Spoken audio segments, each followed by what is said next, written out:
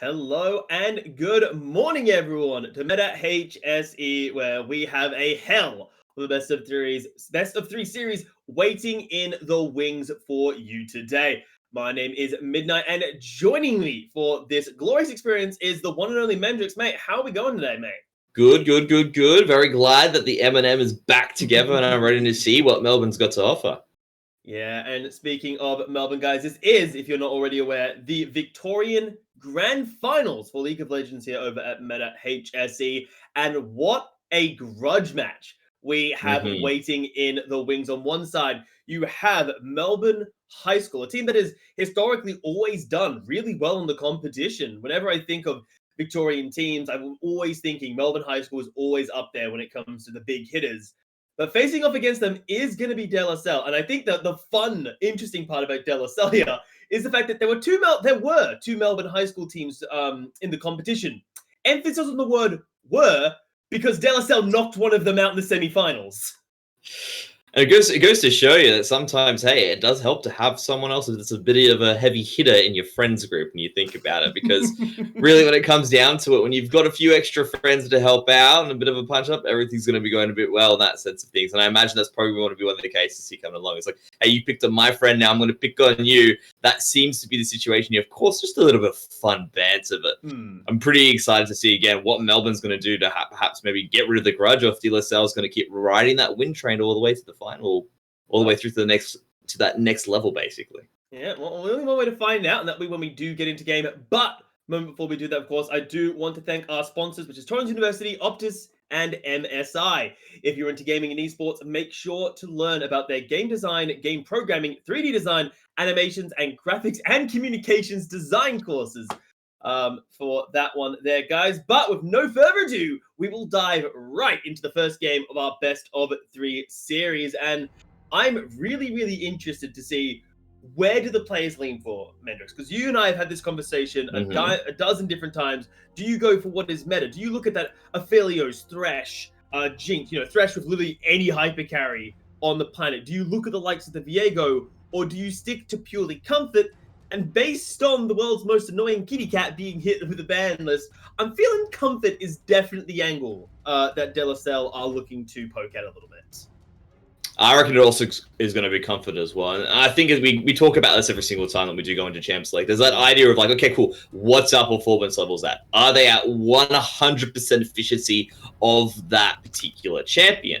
And what you find is that pretty much most champions are competitive up into a certain state. Then you start to realize, hey, that meta does begin to matter. Certain kits do edge out up against other champions. And if everyone's performing at 100%, that's when you start to see it. But in these cases here, these players, it's a little bit of fun. It's a little bit of competition, but at the same time, they're not faker, you know what I mean? They're not shy. They're not just insert player name there, right? These guys are not playing at that specific level just yet, right? So they're obviously planning to get there at some point, but right now, confidence is the name of the game. Yeah, well, so far the bans, I must say one of the most enjoyable things about what I'm seeing isn't necessarily the bans. Well, I love the Kai'Sa. I think the Viego, Kassadin are really appropriate bans.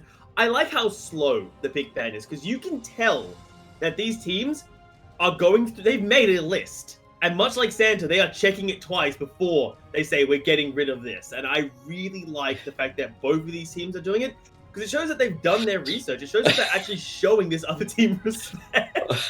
I love that analogy. It's like, no, Yasuo naughty, Kai'Sa naughty, Viego naughty, Kassadin naughty, gotta get rid of that one.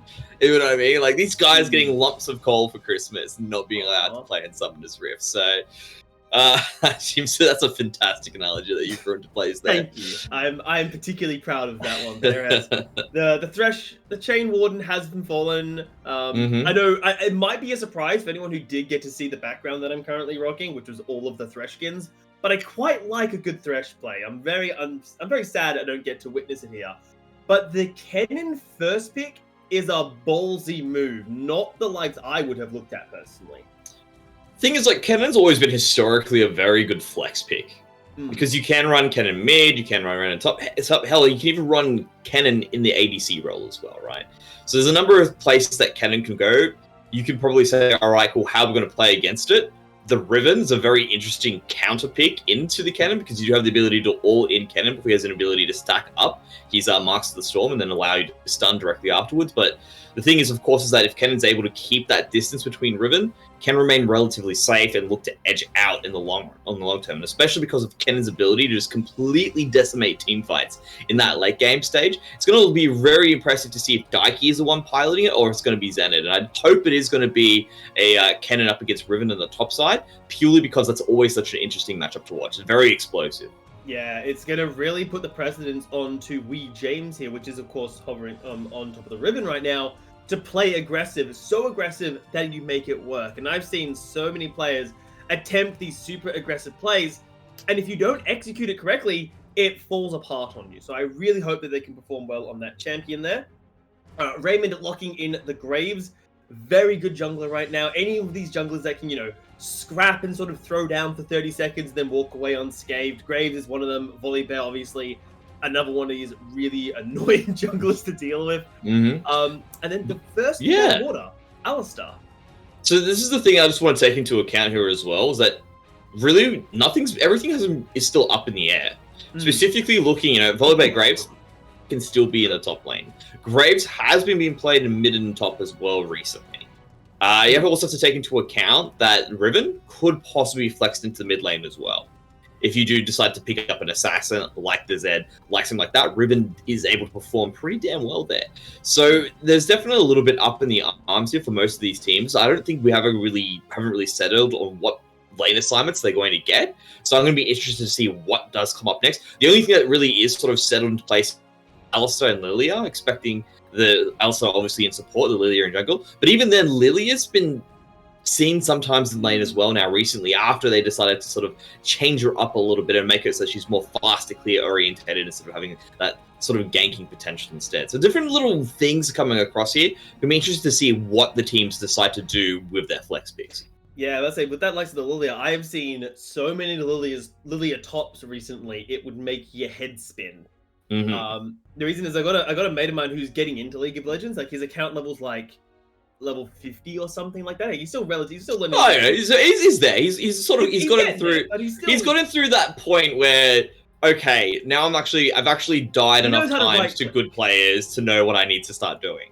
Yeah, he knows how to right click, which is like great, starting. I feel I hope you would know that by level 1, considering there's a tutorial that explains it. Yes. If my mate you have to play through, by the way. The game doesn't let you play until you've done the tutorial. Okay.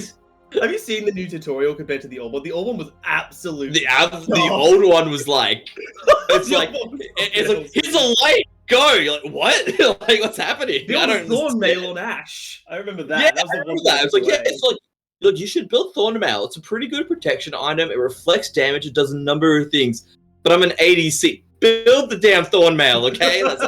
That's old school, right? Back in the day. Mind you, this is a point in time when Ash used to play mid. God. That I remember the before even season 1 started, people were just playing normal games, and it was literally Ash mid. That was the meta. Well, that's something. Well, thankfully, I'm not seeing Ash mid in this game, at least not yet. We do see Tristana in the bot lane, which, what a surprise. She's ridiculously strong. And again, potentially another flex. You could technically put Tristana mid. I don't know why you would do that in this competition. Put her top 2. Technically could. Put a top as well. Oh, please don't remind me of the days of Triple AD carry meta, where it was like Lucian, Tristana top, please. I don't want to remember that. That was walking hell for me. I love that meta. It was really good. I was the tank top laner player, man. I was the Tristana. Yeah, you were the Tristana. I was the person in pain. Okay, so Aphelios locked in for 200 years. Not overly surprised by that one. Yep. But the Hecarim, does that mean that this is a Kennen mid lane? That I believe it is a Kennen mid lane, Volibear top, and the Hecarim will be in the jungle. That's what I reckon is going to be the case. And we take into account here, I think it's going to be probably here's the interesting point. I'd probably try to match the Graves into the Kennen and the Riven into the Volibear. So I would expect that's what's going to be the case here when things swap around. As you can see, that's going to be the case. Lilia is going to be in the jungle. And of course, Nautilus, we know that's going to be a support, not really, or a supportless in this case. Yeah, so beef ball tanks in the support role, which is, I think, just really... what I love about these compositions is I asked earlier, what are we going to see? Comfort or meta? And we've seen a really good mix of both. Like, you'll see, yes, it's a Filius about Thresh, but Thresh was banned. You're seeing tanky supports in the bottom lane. No Leona, sure, but Alistair and Nautilus fit the bill perfectly. You've got skirmish-heavy junglers. Hecarim and Lily are doing an 80% speed run of the jungle, and of course how quick their hooves can move. Down there. You've got beef balls in the top lane that can snowball, but likely will just turn out to be, tanks. Bar Riven. Well, not Riven. Okay, but bar Riven, who does have to snowball a little bit. Yep. And then the mid lane, despite how strong Graves is, I think Kennen has no issues keeping their distance with their little shurikens and staying alive. So this should actually be a really... I think this is going to be a jungle-driven game, number one, just based on... I don't see the solo lanes doing much. I completely agree with you in that sense. I feel it is going to be up to the junglers to really start dictating the pace of the game and decide where the game's going to happen. I reckon it's still on the top side. It is still pretty explosive when you look at it. The Volibear and the Riven do like to scrap, so we could see some trades go across the board there. In the bot lane, it is also very... it also has the ability to ignite. Looking at the Alistair, looking at the Nautilus, they do like to start those engages. And the fact that Tristana has the Goomba Stomp, Aphelios does like to jump in with those shurikens. You can see both of these 80 season supports choosing the all-in when they see a good opportunity. So I think there is opportunities for the laners to really start dictating the pace of the game as well. But I reckon they will keep it safe considering how quick these junglers can move around. You don't know where they're going to pop up. You need to sit back, relax, make sure the other jungler has managed to get an idea of, hey, he's top side, I can gank top. But hey, he's bot side, I can gank top. And then obviously the laners respectively looking, hey, you know what, let's play a little bit careful. Want to make sure that I got our junglers underneath our toes or at least behind our backs before we do decide to make a play. Looking at this mid lane, I reckon it's going to be relatively pretty chill. Just, bullets and shurikens flying into minions and not too much else. Like Graves can be relatively safe. Kennen can also remain relatively safe. It's going to be interesting to see if Pong does decide to go for an all-in against Kennen might use the minions as protection. That's the most enraging thing you can be as a Graves when you're trying to shoot someone and next thing you know, you're just hitting the minions with a gunshot barrel every second time. So that would be a lot of fun to watch as well. But I reckon they're going to sit back, keep their range, farm up, wait for those team fights. I think it might just partly be you don't have much of a choice in the meta. Typically, when I look at mid lanes like this, I think to myself, well, can't you just gank, right? Like, easy problem, just gank. And you've got some set up from either side, right? Kennen's got his stun once he sets it up. Graves has his smoke screen, which does provide a bit of a slow. But then I remember that Graves has a dash. Well, Graves has 2 dashes if you count in the ultimate. And Kennen has basically a movement speed steroid that is basically like Hecarim. And it's like, well, how the hell you can't... He turns into lightning, man. Yeah, he literally turns into lightning. He's like, I'm the Flash. He becomes an angry Pikachu, is what he becomes. That's very, yeah. It's like, Kennen, quick attack. He's like, dude, wrong thing. What are you doing? What? Look, is this close enough as we're gonna get to a Pikachu? Someone just like throws a Pokeball at Kennen. He's like, what the hell are you doing? That's what Lily is gonna be. That's what Raymond's gonna be doing with the bowling ball, right? Exactly. A game of trying to catch Zanet's Kennen.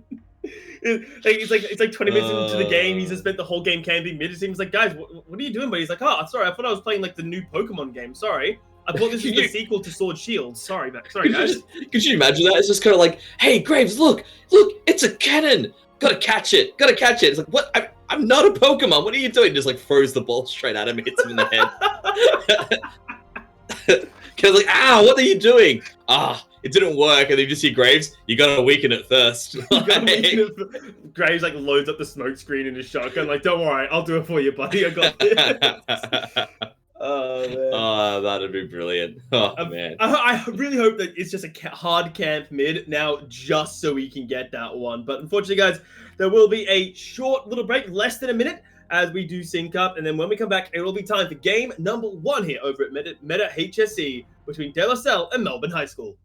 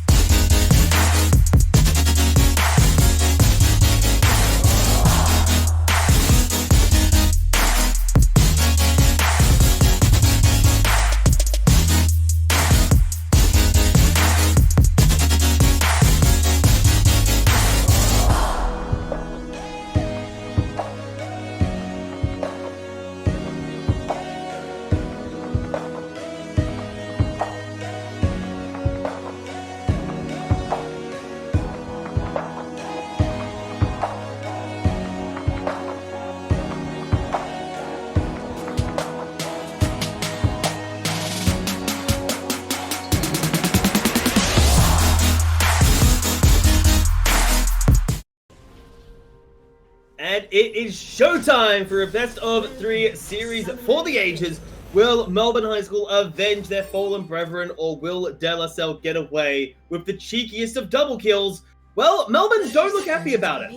They've they're ready to fight Midnight. They're jumping into it. They are ready to throw down. Unfortunately, De La Salle did dodge out of that one, but the first ward did go down on the red buff, so that gives a little bit of early game vision, and we are seeing Joe getting caught out a little bit here, but doesn't get in too much trouble there. He probably doesn't need to even burn Ghost, and yeah, gets that with a ward, but it does get caught instantly, so no early game vision coming through here for De La Salle.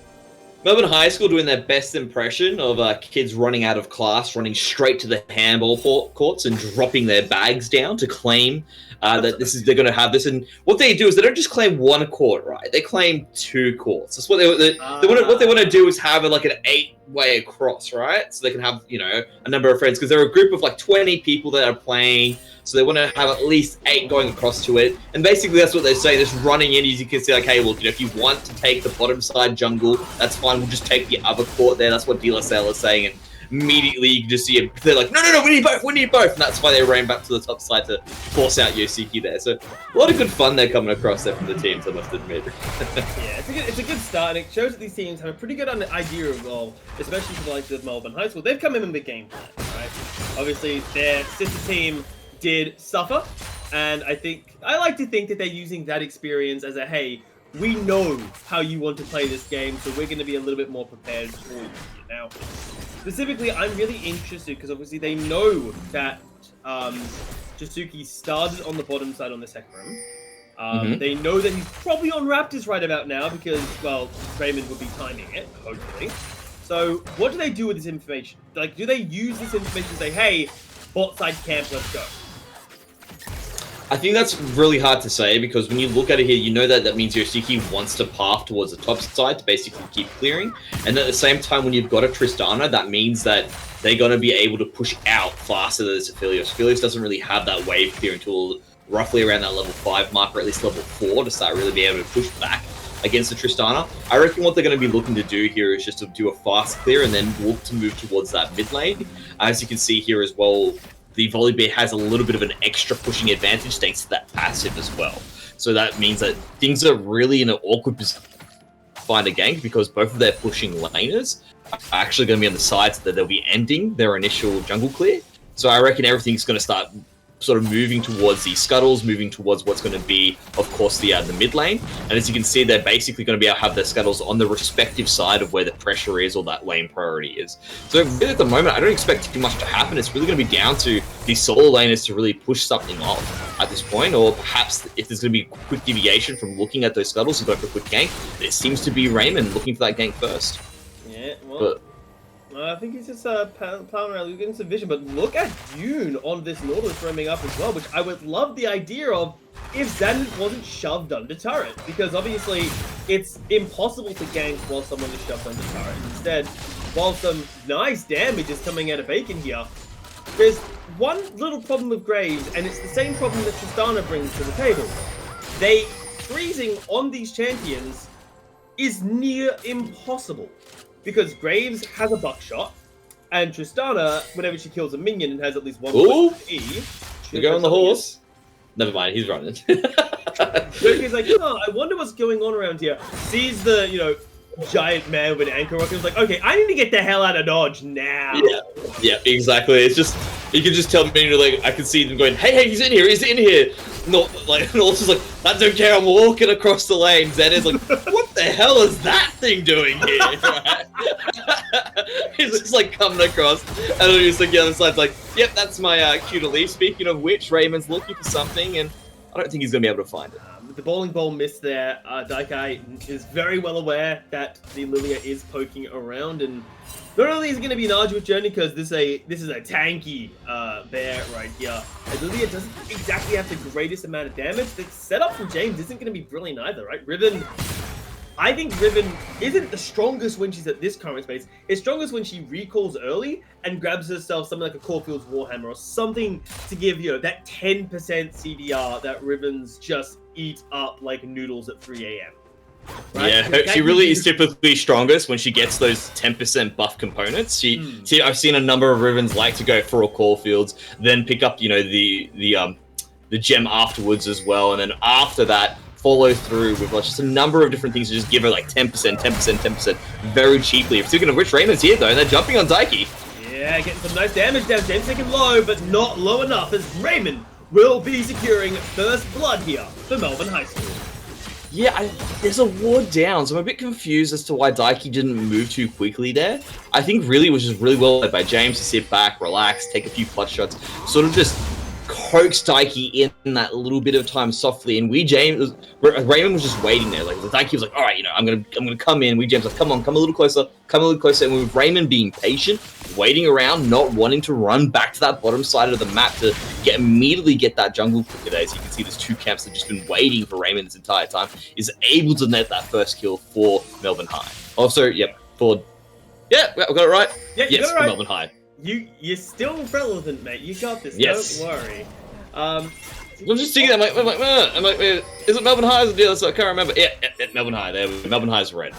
Yeah, Melbourne High in a good position so far, but I'm not sure if that's going to stay the same, because while we see our jungle is potentially skirmishing down here, we do see the bot lanes roaming up and around there. Pong does do some nice zoning duty, and oh my god, Yoon flashes over, but finds himself an angry piece of beef as Mayfield is trying to hit over the wall, but it doesn't matter. Slugging Nelson tearing the side of Melbourne High School apart there. 200 years does get the lockdown on Pong. The exhaust comes through a little bit too late, but I'm not so sure Pong gets out in one piece with a nice amount of gold coming over to the Mad Little Pony. And now, with those 2 kills sitting in their back pocket, there could be a look for Dragon.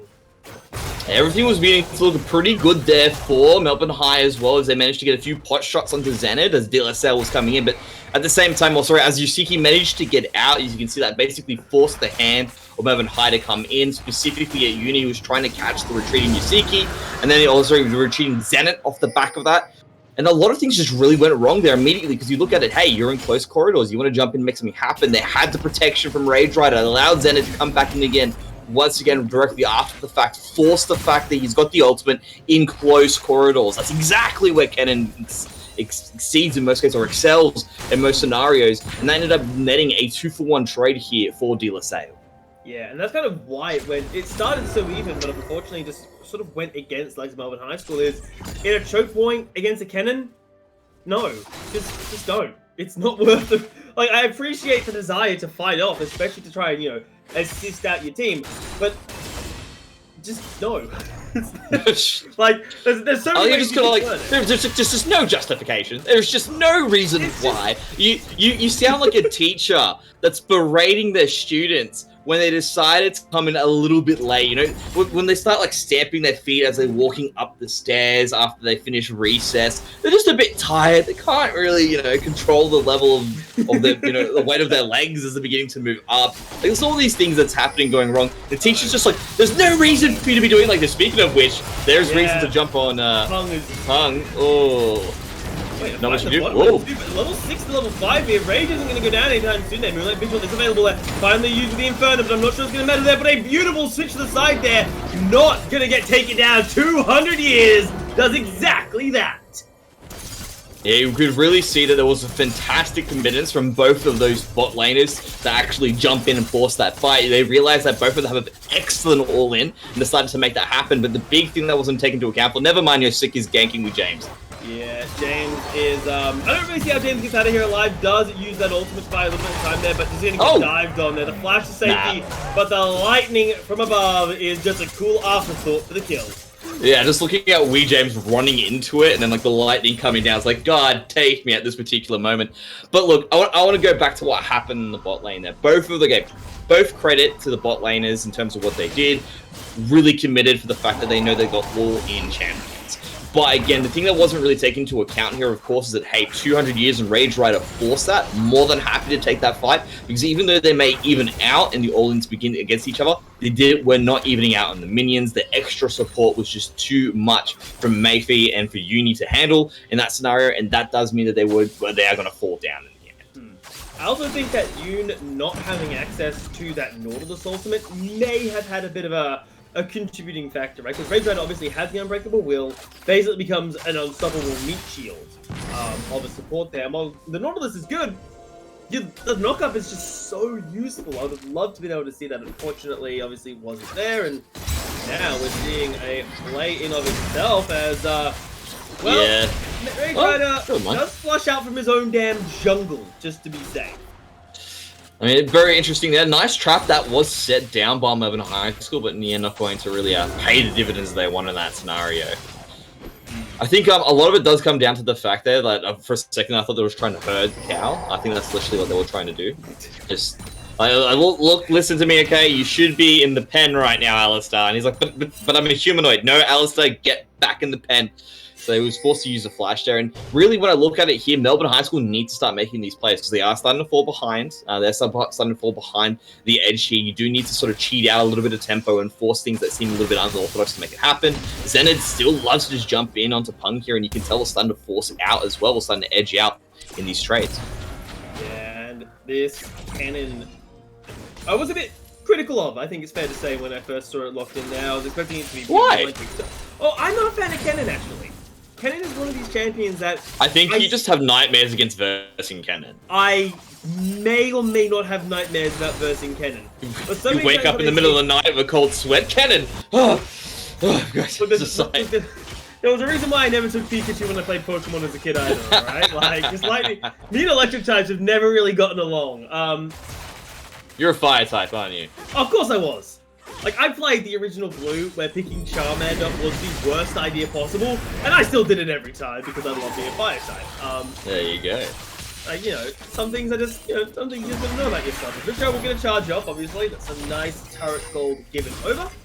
Dragon is also spawning in about 15 seconds, and I think Salle actually in a great position to force this Dragon. They've already got a, 2,000-3,000 gold accumulated already at 12 minutes. It's not just that. I mean, look at that vision. It's gorgeous. They've got the map completely lit up in front of both sides. They've got absolutely all that control. And you can see the fact that from them winning the skirmishes and those lane duels as well, that gold edging out allows them to start continuously begin to snowball into the game. And as you can see, the decision that Melbourne High wants to stop from happening. There's a fight. Yeah, TP is coming through from both top lanes, but will they arrive for the Dragon? It looks like they will so, but they're just going to lose the Tristana immediately with Mace gone. I'm also sure they'll allow the fight there. James gets into the backline, gets the shield by popped out, as Bacon is just going to get run down, but on the other side of the fight, well, it ain't looking much better, as the cow is beating up on the Sailor Man. The Sailor Man will go down to the angry little Dr. Hamster thing, and the only survivor is Raymond, who ran like when they could.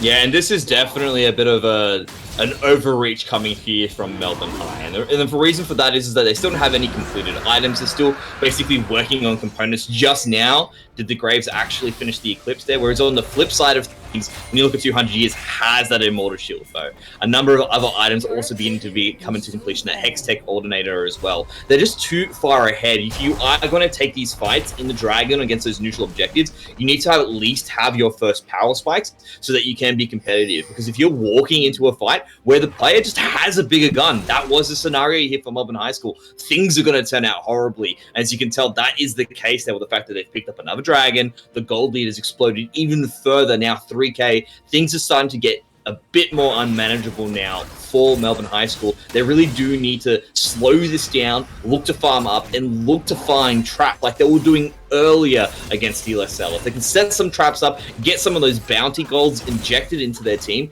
then they have a chance to get themselves back into it. But the way it's standing, all DLSL need to do now is that grind right on down, just keep on playing textbook League of Legends, and they should be able to take out this first game.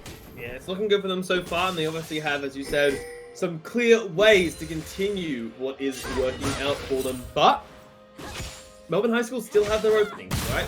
Sure, it was a mismanaged fight due to resource allocation, but I don't think it was that poorly of an executed fight. They just didn't have the power behind their punch, obviously. So, and they've still got great scaling coming out there. Again, you've got to always remember that Tristana is waiting in the wings, and Raymond is looking for something, gets the bowling ball onto Rage. He really wants to tag up 200 Years, but its flank TP coming through does dissuade them. It was not used by Zenith before, but Pong is already here. The slicing Maelstrom lands on nothing really, but it finally taps on to Maeve on the back line there, but does not get the damage output down as the dredge line comes through the fire. A little bit more space. The 200 years does have access to that.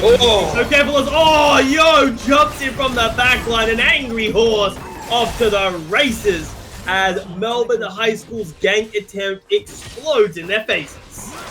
Yeah, you really looked at that and you thought maybe that's looking a bit bad here for DLSL considering which, ooh, Dikey's going for it though. Yeah, he's going for the full dive. It's just a dunk coming through from Daike. Says, get the hell out of my lane.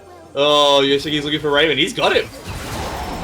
Yep. Oh, this is starting to get a bit dicey here now for Melbourne High School. I think the Snowball's well and truly on a roll. The avalanche is coming, and it seems like it's going to be the snowboarder Melbourne High School who's going to be buried alive in this scenario. They really do need to get some sort of life support into them now, to some sort of helicopter to bring them out of this, because it's starting to get a little bit disgusting. And I really want to talk about what happened there before. It didn't look that good for De La Salle at the start of it. When you look at everything being said, hey, Xanad's slicing Maelstrom didn't hit the mark. Hey, there's a number of things that happened. I mean, will Pung wants to actually fight this here. I don't think he knows what he's... Yeah, I feel that's a bad this is a desperation play. He does get out alive. No, never mind. Never mind. So, okay, going back to what we were discussing before. What Xanad actually really achieved there was splitting up the entire Melbourne High School team, right? All of a sudden, yeah, they managed to survive. Yeah, Xanad slicing Maelstrom didn't hit, but all of them now were split. They're no longer a cohesive unit, and that's what De La Salle still had towards their advantage. They still had a number of players there at their whim. Yeah, there was a few vulnerable spots that you could attack, but at the end of the day, that allowed your... They were not in a position. They tried to come back together, but it was just bad, and Yoshiki comes and completely decimates it with his ultimate. And then directly after that, you can see things start getting much worse here for Melbourne High School. So De La Salle just continuing to run with this momentum. 17 minutes in, that goal lead now is getting unmanageable for them. Yeah, it is a bit of a problem when the gold is looking along these lines. 7,000 golds.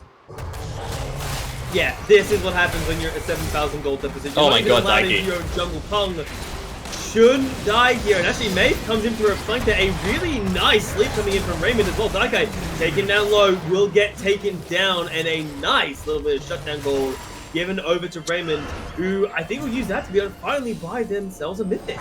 Yeah, definitely a misstep from Daiki there. The fact of the matter is Daiki was just trying to get some extra wards down, trying to get some extra control in place for this dragon. Did see Pun Bacon, decided to jump on him, then went too deep. That's the problem. You have to look at it, it's like, mate, you're still on your enemy's jungle side. That's the big thing you need to take into account. You look at where the rest of your players were. They were in lanes. They were well and truly far away from you from the jungle. There was no chance you're going to have support. The rest of the team just jumped on them. But I think this is definitely the correct play.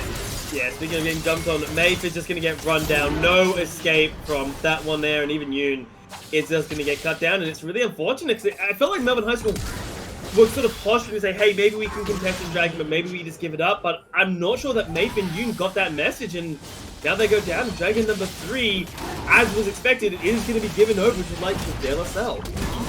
So when we're talking about Daiki sacrificing before, that didn't need to be a sacrifice. Again, that was made possible because Daiki went in and put those wards up a little bit earlier.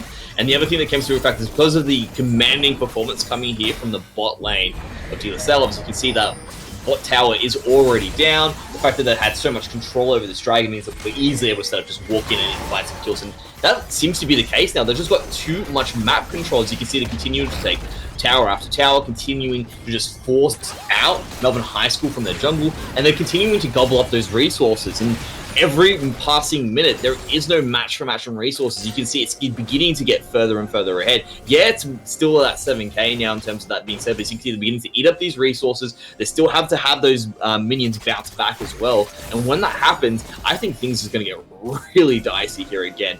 They need to basically just slow down this advance, really keep an eye out for objectives, fight when they really need to.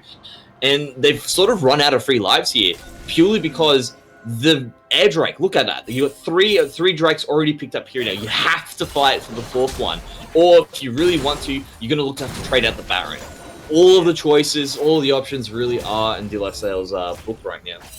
Exactly, and I think for De La Salle, maybe it's just me, but I think, like, grab yourself Dragon number 4. If they get back, just have vision on Baron, right? Because obviously if you see Melbourne High School move towards the Baron, they don't have the firepower to burst it down before someone on your team rocks up and makes their life a living hell. So it's a survival game for Melbourne High School now if they want to come back into this game. Now, is it possible? Absolutely. And with the scaling that their team brings to the table, specifically I want to look at the likes of the Tristana, they can come back in this game. I've seen it happen. I've seen crazier things in my time. But it's going to be an uphill battle here. So Melbourne High School, they're not allowed to fight for the next. At this point, it's not an uphill battle. It's like climbing Mount Everest. Let's be a bit off here. They basically at this moment in time, they've like lost a couple of their climbers. They're still trying to climb the next thing up. It's like, look, at this point, you can't go back down because you don't know where to go. At this point, you've lost all your footing. The only way to get through this now is to either fall off the cliff and fail or climb over the mountain. And that's what Melbourne High School have to do now. They need to find a way to climb over this massive gold lead that terms things. They've got only one ice pick left. Their shoe is feeling a little bit loose. There's a number of problems that they have to really work through right now that make it much harder. I really think it does need to come down to them just allowing themselves to give up objectives. That's been really what's been putting them behind this entire time. As you can see now, they are playing very safe. They're beginning to retreat into what's left of the cocoon. That damage from Daiki is absolutely disgusting. Well, on the volley bear top, especially damage volley bear top. Divine Thunder, I believe that's going to be a Steric's Gauge as the second item. If memory serves, it's a gross build that I adore, but look at what the last couple of minutes have given us, Mendrix here. Safe play from Melbourne High School. The one time I've seen someone in a position of danger, Raymond was challenging for their blue buff, and they had no issues backing away before getting caught out. And that is a really, really good sign here from the Melbourne High School lineup, saying, hey, we know that we're behind, and we're going to try and play it safe. It does mean that you're going to lose objectives like Dragon and Baron, but if you're Melbourne High School, you're actually relatively okay with that, because at least you're still fighting, you're still alive in this game.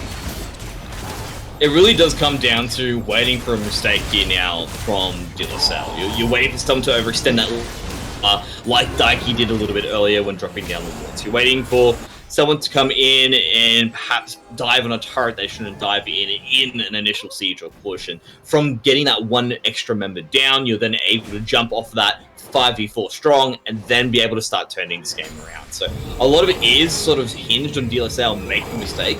Believe me, professional players have made it before as well. It's a matter of just capitalizing and punishing at this moment in time. And as you can see, they're doing a fantastic job of actually clearing away all of the vision that was left. As soon as they realized that there was actually going to be a big reset coming across from the De La Salle team, they took that opportunity to jump in there, clear out those wards, put down as many as their own in the process, and then hopefully give them that opportunity for a mistake to come through from De La Salle. That's the best thing you can do in a scenario. Xander's chasing down Pung, but I think he's not going to have a chance to actually catch him, because like you said, there's going to be 2 dashes for Pung in the scenario.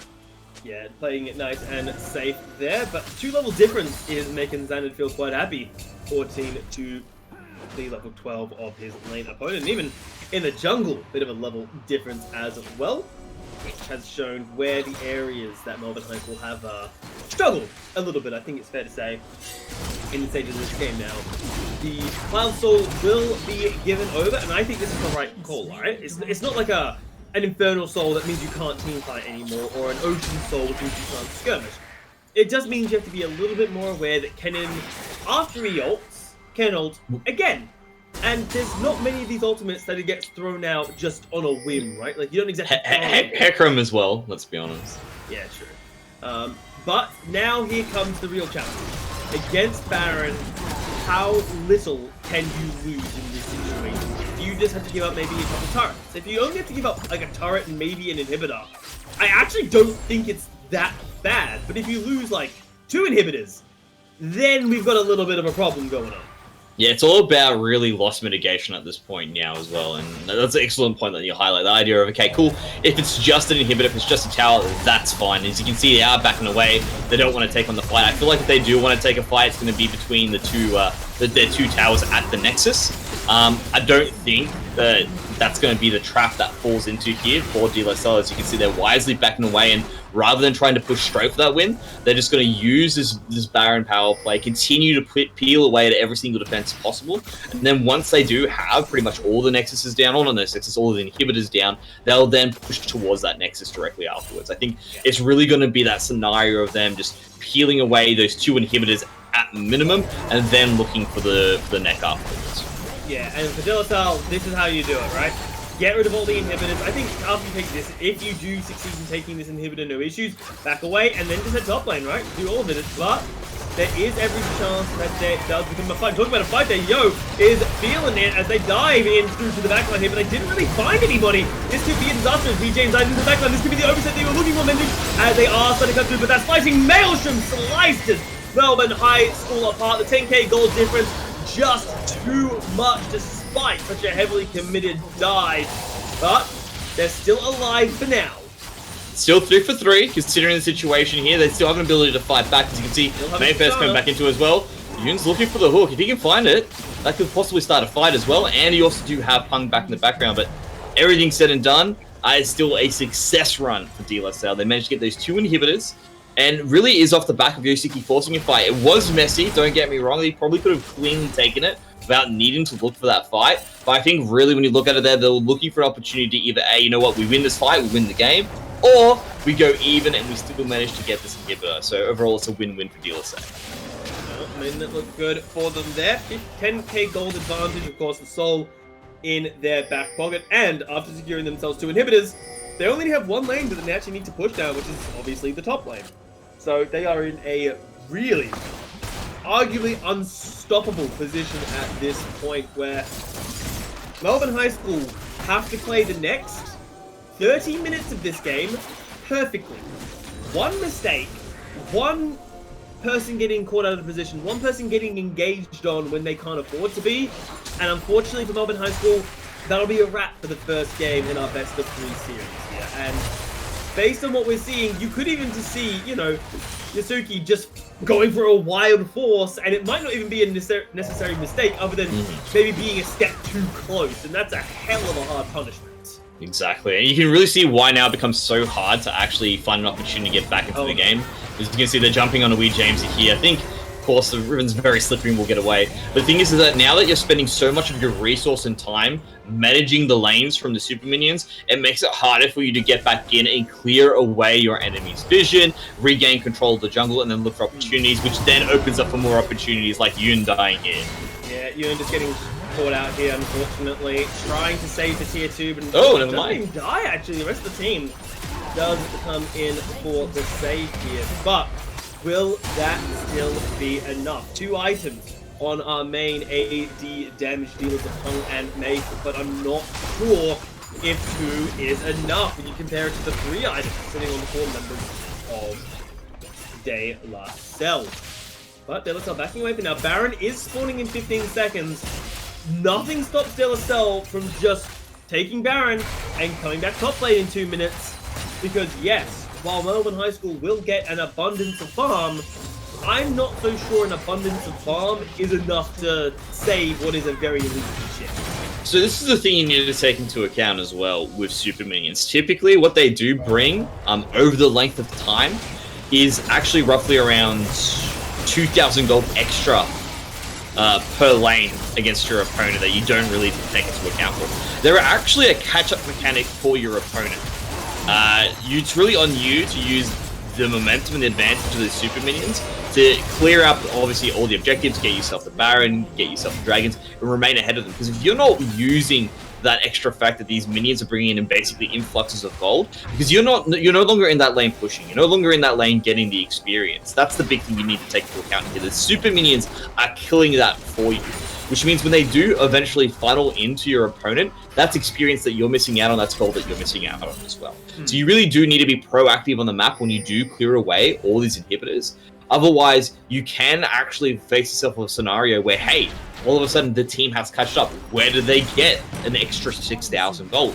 where did this come out of the blue? How did they get so much experience? We've been keeping them down the entire game. It's because you haven't been in your lanes, your super minions have been pushing your lanes for you, and instead of getting that Baron, instead of getting that Dragon, instead of doing something with it, you've allowed your team to get back into it. As you can see, they've been very proactive on the side of DLSL, but that gold lead has actually taken a little bit of a hit. Is in trouble though, diving into the backline. Of course, Elder Dragon is spawning soon. The teams have to look to fight it. TV coming in from the flank. Young is completely caught out. TV flank as well, but Kong's gonna go down.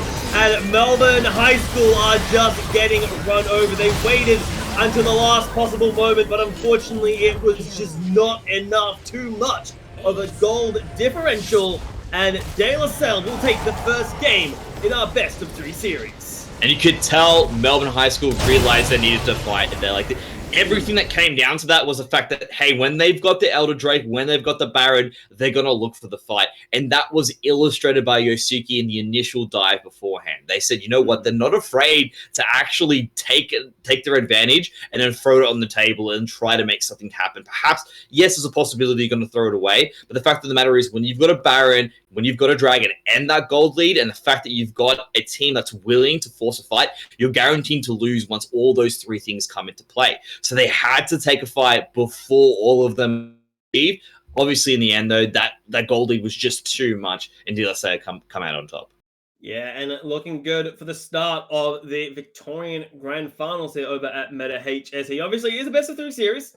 There is still time for adaptation and change, so I'm very interested to see, for Melbourne High School side, do you change at the banning strategy? Do you look at removing the Kennen? Do you look at maybe getting a bit more of a dominant solo laners out of your performances? The Riven, I like the idea of the Riven, but unfortunately, she didn't really show up in the ways that you'd hope a Riven would. You're hoping Riven's, getting 3 solo kills in the laning phase, and unfortunately, James just wasn't able to do that. Partly because Volibear is just a brick wall that you just don't like throwing yourself at, because if you fail, he eats you alive. And maybe also because Volibear is just in general really difficult to handle. So, maybe a bit of a different drafting strategy coming up from Melbourne High School could shake things up a spot. And obviously on the other side at De La Salle, do you change what's broken? Based on what I know in Australia, no.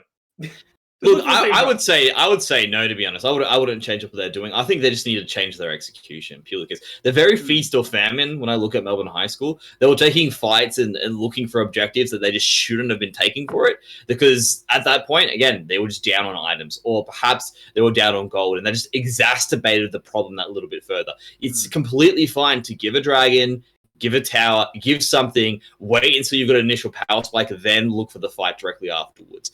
That doesn't exacerbate the problem. Maybe it might in the sense that, hey, you do lose another team fight directly afterwards, but you're guaranteed to lose when you don't have those resources in play. So I reckon just choose your battles a little bit better, stop that feast or famine playstyle, and things start to look a little bit different here for Melbourne High. Well, obviously a lot that can get adapted, guys, but game number 2 is where we're going to find that. But before we do go to a short break to get game number 2 on the way, obviously, 2 shout-outs we have to give out is, of course, the first to Torrens University, Optus, and MSI, because if you're into gaming and esports, which I like to think you are if you're here, make sure to learn more about their game design, game programming, 3D design, and animations, and graphic and communication design courses. Obviously, for the for the high school guys watching, obviously, you got to start thinking, I hate to be sounding like your teacher, but you do have to start thinking about what's next. This is the potential option there. It really doesn't help that I'm doing... You do that too well. I was like, guys, it doesn't...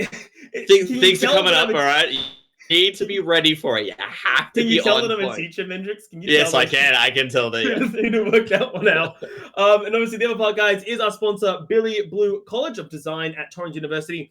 Has got a competition going on to win a PAX VIP experience for 2 and an online session with a professional League of Legends player or streamer from the Legacy Esports team. In the Twitch chat, there will be an online entry form. Fill that in, and obviously you'll stay updated on how that goes as well as there it is here in chat for you guys. But on that note, we will be going to a short break. But when we come back, game number 2 here at the Meta HSE Victorian Grand Finals to find out, will it be a 2-0 here for De La Salle, or will Melbourne High School be able to fight back?